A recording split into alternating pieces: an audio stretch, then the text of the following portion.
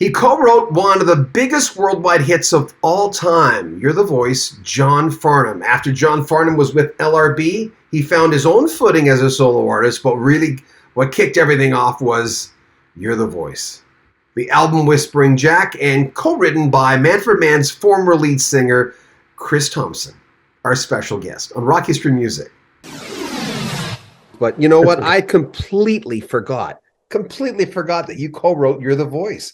I mean, I was going into the day and going through, because Graham Goebel of LRB, a Little River Band, gave me an update on his health, and because I communicate with him in radio. It's strange. Radio guys are always famous for telling their friends that they're friends with the artists, which rarely ever happens because they're busy and we're busy, and we're really connected, but not. But Graham's one of those guys that I've kept in contact with. But anyway, I was listening to Farnham, and I'm going listen to Whispering Jack, and I go, wait a minute, how could I have forgotten that Chris Thompson co-wrote You're the Voice? What part in that song did you contribute?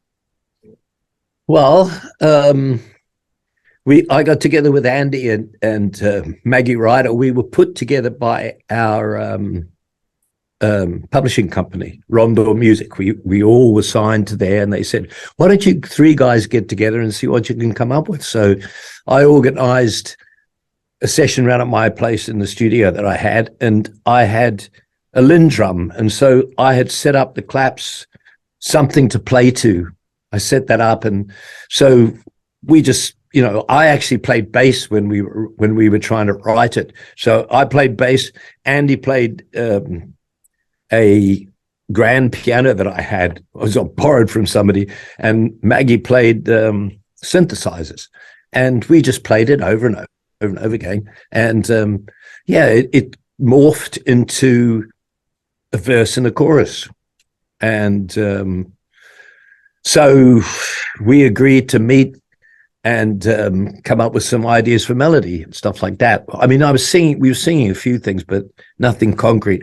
So anyway, after they left, I sat down with the track I had and started coming up with some ideas for the chorus. And then Maggie called me and she said, look, I've got an idea for the chorus. Can I come around? So I sort of thought, oh shit, I really like my bit. Anyway, she came and she played the piano, and she went da da da da da da da da da da da da da, and I went whoa, and there was the chorus. So I wrote a lyric because the other two didn't write lyrics. So I wrote a lyric, and I just thought the song was much better than the lyric that I'd written. I had You're the Voice, obviously. We had the chorus. And by chance, I bumped into Keith Reid. And I just said to Keith, do you co-write, Keith, from Procol Harum, Keith? And he said, no. And I said, oh, well, I've got this song, and it's got what we call in the trade yuck lines that you aren't happy with, but you're happy with the majority of it, but not those lines. And because it was a protest song, or not a protest song, because it was a song, not just a normal song about love or anything like that, it just had to be right. Anyway, so I went round to Keith's place, persuaded him, and we spent about 4 hours and finished the lyric and made it what it is. And I mean, Keith's fantastic. He wrote some great things, but we started from a page of my lyrics. So, that's my contribution anyway. I contributed everything, but we all wrote it as three people writing the music and Keith and I writing the lyric. When I know it was turned down originally, right? People, were they turning down your version? Because I've heard your version. It's great. Well, people weren't turning it down. The Rondo Music thought it was a hit. So did I. So did Andy. So did Keith. We all thought it was a hit. So I was making a record at the time on Atlantic, and Doug Morris, I sent him the song, and he said, people don't want to listen to protest songs anymore. And so he didn't allow me to put it on my record. I'm really happy he didn't, because John did it, and the rest is history, really. Such a huge, huge song. I mean, wasn't it like one of the biggest songs in Australian history? Oh yeah, it was biggest song in Australian history, for absolutely certain.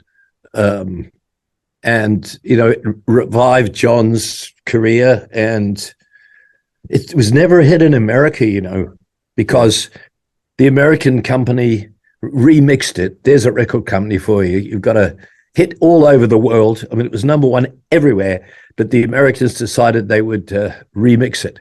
And they got, what's his first name? Clear Mountain. I can't remember what to say. He was mixing everything, and they got him to do it. And he just took the 16s out, he took that out, and he just was doom, bah, and it just took the life out of it. So, well, you kept going in that direction too, because you didn't write this one, but I know you had another song on Age of Reason and another song after that on the next album. But he said he released Age of Reason after that. What About the World? So he kept in that vein. John kept in that vein. Yeah, he did a couple of songs from. Actually, Andy and myself, he did a couple of songs on the next 3 albums, I think. Yeah. So, yeah. Don't tell me Don't tell me it can't be done. Don't tell me it can't be done. Yeah, and that's a great song, by the way. That is a great. Rolling Home is my favorite. He did that. That was my favorite to John, but he kind of lost the didn't have the big hit to follow. You're the Voice. It's hard to follow a hit like that. So, yeah, I hope he's okay, John. I've had no.